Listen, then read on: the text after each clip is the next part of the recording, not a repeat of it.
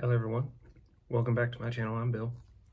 This is going to be a continuation of how to be a game master. We're going to be in Pathfinder core rulebook, going over the challenge ratings and encounter levels while building an actual encounter. I'm designing one for my players. This will be a little bit different if you have like a normal group of players and characters. My group, I'm allowing all my players to have 2 characters each, so they're allowed a melee style character or range style character and 1 spellcaster. That way they're not flipping through the rules over and over again, and just to expand on their enjoyment of the game and the ability to play multiple classes at the same time. So let's go to where the challenge rating and ECL is. Summon spells.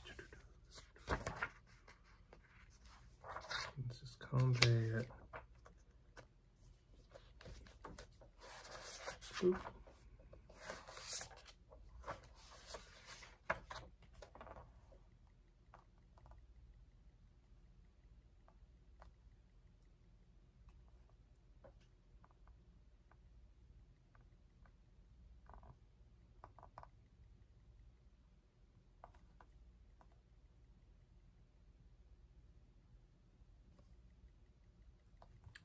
So let's see, 396.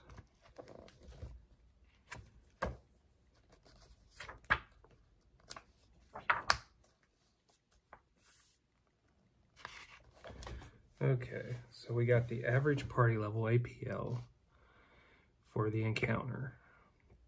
Since I'm dealing with 8 characters on average instead of the normal 4, I need to double the amount of enemies present, but I can't go higher than what would be appropriate for 4 people level 1. So challenge rating wise, if I want it to be a hard challenge, I would do their party level plus 2, and I could do 2 of those, but I couldn't do anything that was 1 higher just because they outnumber it by more. So I've already picked out a couple of monsters to help speed this along. I've got orcs and an ogre. And these are just the regular orcs in the bestiary. They are a challenge rating 1/3, so they're worth 135 experience each. The ogre is a challenge rating 3, so he's going to be the hard thing to fight. And he's going to have 800 experience points for the players when he is slain. So if I use 2 orcs, it's a challenge rating 1 encounter. So for the fact that my party has twice as many characters on the field, I would have to use 4 orcs for it to be a challenge rating 1 encounter for this party. So let's make a note of that.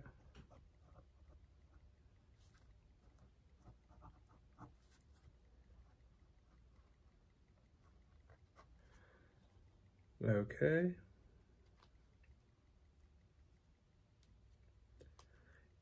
So this higher CR equivalent using numbered creature table, that's right underneath the experience table, would be inaccurate to my players. Only because they would outnumber the enemy twice as much as what this is built for. So let's design an ambush, a guard of a base for the orcs, and then the main chamber, and we'll throw 1 trap in before the main chamber. I like playing D&D with traps, so we'll start here and work our way through this. So for the ambush, for the orcs to attack the party, they gotta have some sort of advantage. So we'll say they have high ground.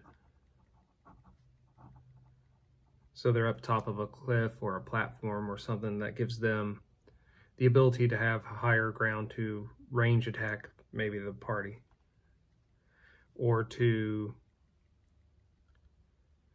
make the party fight at a disadvantage trying to attack them. And these orcs will be throwing spears or javelins. There'll be 4 orcs for this one because I want this to be an average encounter. So a CR1 encounter.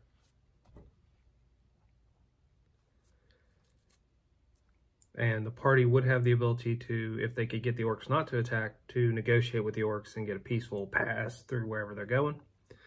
Otherwise, it's a combat. The orcs' morale, which I'm pulling from a different game, half HP, or half orcs. They'll make a morale check when they're at half their hit points, or there's half the amount of orcs left to fight. That morale check will determine if they attempt to retreat or surrender based on if they're surrounded or if they're just damaged heavily and they're trying to get away. And a morale check's just essentially a, you could do it as a charisma check, or you could do it as just a D6. And higher, they're more likely to fight. Lower, they're less likely to. Now, the guards are going to be easy to deal with, so I will have 2 orcs there because I'm saving the majority of the fighting for the final room, the final encounter. So there'll be 2 orcs on guard. They'll be observant, and I would either use the perception in their stat block, or in this case, I'll just give them a +2 to spot, listen, essentially the perception skill. I'm listing spot and listen because that's more 3rd edition, but perception's what it is in Pathfinder. So unlike maybe goblin guards or kobold guards that might not be paying attention, these orcs are actually paying attention to what's going on around them. They just don't get a big bonus to their roll.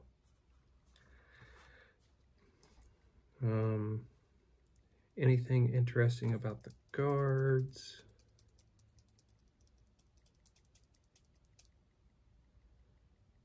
Well, the guards will have melee weapons only.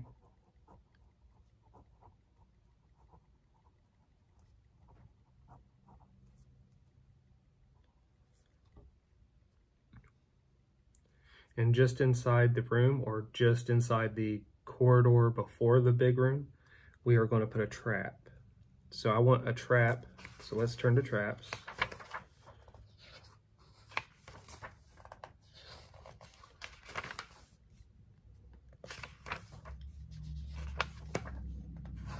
I want a trap that would be a CR1. So there's an arrow trap.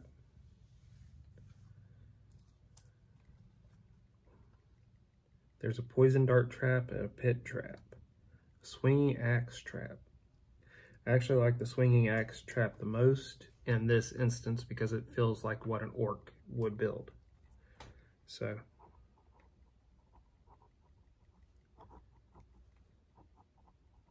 if the party's not paying attention, they'll have to deal with this trap in the sense of getting hit with it. If they are paying attention, they'll have to take the time to disable the trap and trying to be quiet. So it's a CR1. So it's worth a CR1 worth of experience, just in case you wanted to know.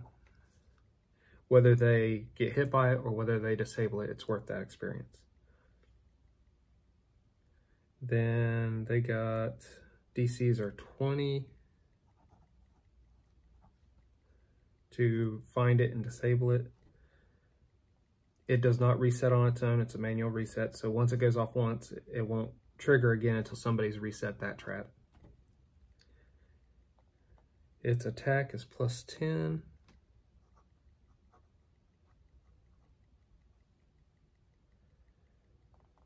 And then it hits everyone in a 10-foot line. So it makes like a sweeping axe hit. So 10-foot line.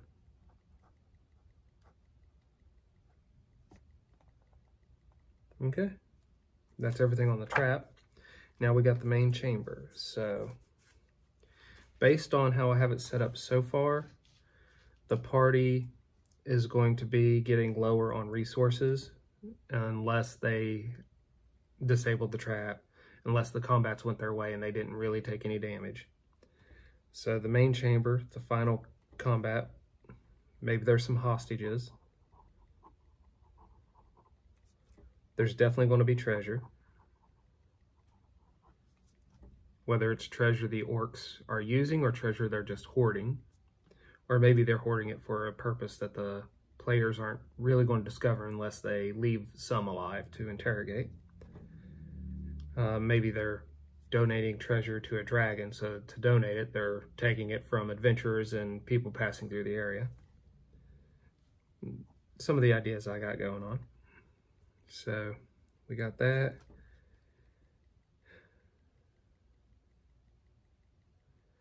Let's put some support slash space occupiers.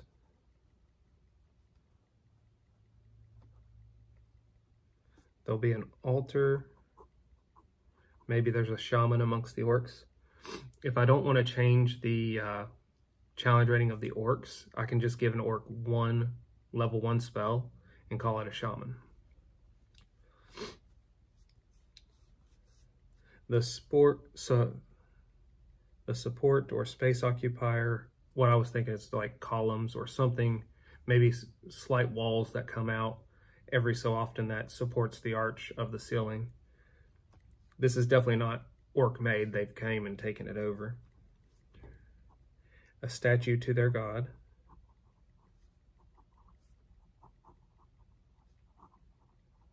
And then I will definitely do an orc shaman here.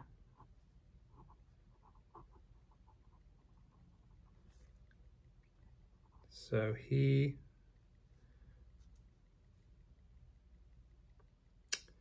I want to go arcane or divine? We'll go divine. He will know entangle. The room will be big enough to be completely filled with his entangle if he casts it. And he's going to have the same hit points as a regular orc. I'm not going to give him anything extra. His AC is going to be the same as a regular orc. I might describe his weapon differently, but I don't have to use those weapon damages. I could just use what the orcs have and just not tell that to the players. Or I could just give him a club. So we have an orc shaman, we have an ogre. The ogre's a CR3, so for my party, it'd be like he's a CR2, but he still hits like a CR3, he still hurts like a CR3, he still is hard to hit like a CR3, so keep that in mind. But it will be easier for the party to outnumber him. And then we need orcs in this room to spread the risk and occupy the players for at least a round or two before they start turning the tides, or unless they roll terribly the whole encounter. I'm going to want, so far I got a CR2, that doesn't add anything, but that counts to the total there. So if I wanted to do a CR2,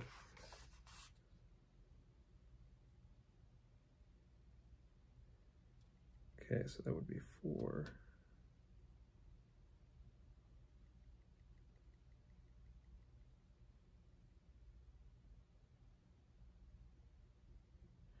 Creatures, okay, that would be a CR1 encounter. So I need 8 for a CR2. So we will go a CR2 from the orcs to make this an epic fight. And I'm only going to have 1 shaman, 1 ogre. I'm going to have 8 orcs. They're going to be scattered.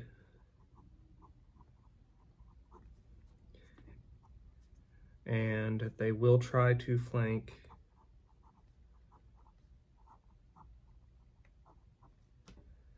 those that have engaged in melee. They'll try to flank those the following turn.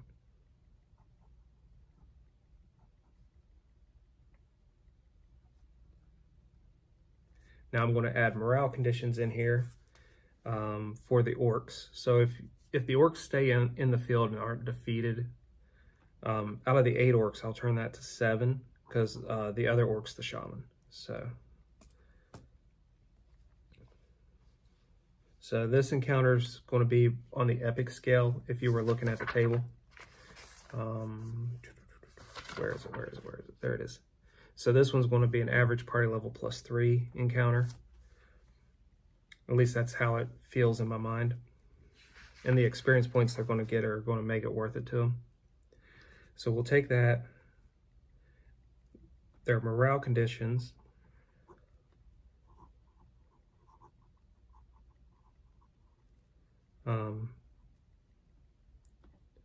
Lose the ogre. They'll make a morale check. Lose the shaman. They'll make a morale check. Lose over half of the orcs. They'll make a morale check.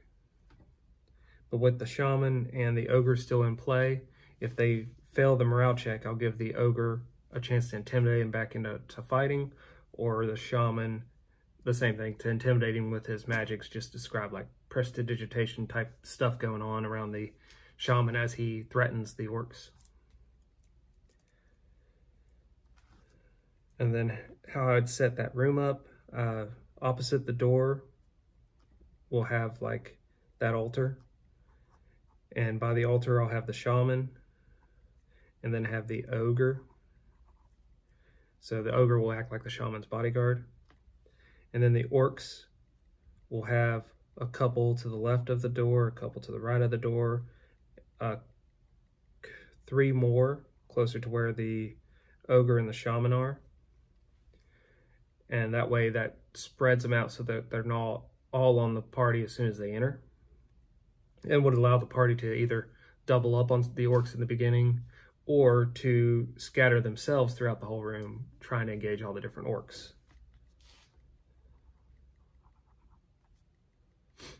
And that's how I would design the room of that encounter.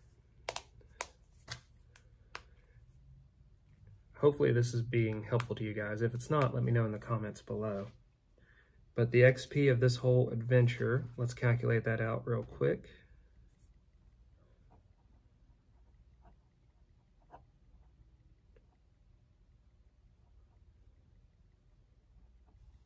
So for the first encounter, it's 440. For the 2 guards, it would be 220. For the trap, it was a CR1. So CR1 is worth 400. So that's 400 for the trap. And then 880 for the total number of orcs, and then 800 for the ogre.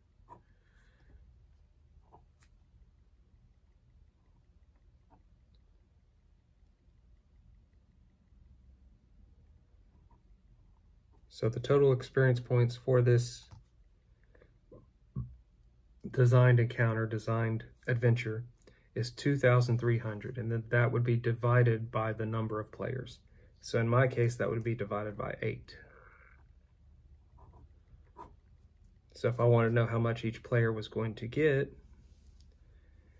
it would be just under 300 experience each. Now that said, they're doing a lot of stuff, and a lot of this could be lethal, especially when fighting the ogre. That said, also though, if they can defeat the orcs and the ogre doesn't engage in melee right away because he's trying to protect the shaman, when he does engage in melee, if the party outnumbers him, he gets to attack one character, they all get to attack him, so the number of attacks against him would be grander than the amount of attacks he's making.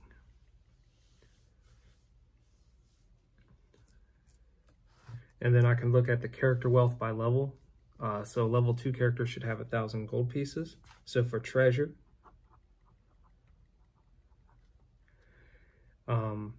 so I'm not going to want to give them all that because obviously they're not going to level from this fight. So I would go, there's 8 of them, so I'd just multiply this by 4 to be the amount that I want to give them. So you'd have 4,000 gold pieces worth of treasure. Doesn't have to be gold pieces. I could do copper or silver, throw in gems, whatever. Divide it up however I want to do it. Divided by 8. So they would get the equivalent of 500 gold pieces each from this adventure, which would be a good way to start upgrading their gear and stuff outside of that adventure. And with upgraded gear, they could take on a little bit more challenge rating stuff compared to their level. You could also use the treasure values per encounter, and that could help you as well if you wanted to go it that way. So this is how I use the ECL and the CR system to make encounters and design them towards my bigger group. If you have a smaller group, you don't have to put as many monsters in to hit the same results. Like if I was redesigning that final encounter with a normal party of 4 or 5 players, I would do half the amount of orcs. So I would do 3 orcs plus the orc shaman plus the ogre. And that's where I would do that. I could also nerf the ogre a little bit since the ogre's really going to be more challenging than the party could handle. I could lower the ogre's AC because that's where I see a big thing of the ogre being very deadly to the party, and its attack and damage, because it's wielding a great club. If you lower that down to a regular club, the damage dice shift downwards for you, and that'll lower the amount of damage he's doing. He could still probably kill somebody, it's just not going to be overwhelming for a level 1 character. Well, I hope this helped everybody. I hope it explained the encounter, ECL, average party level stuff, the challenge ratings, the XP, how you do that.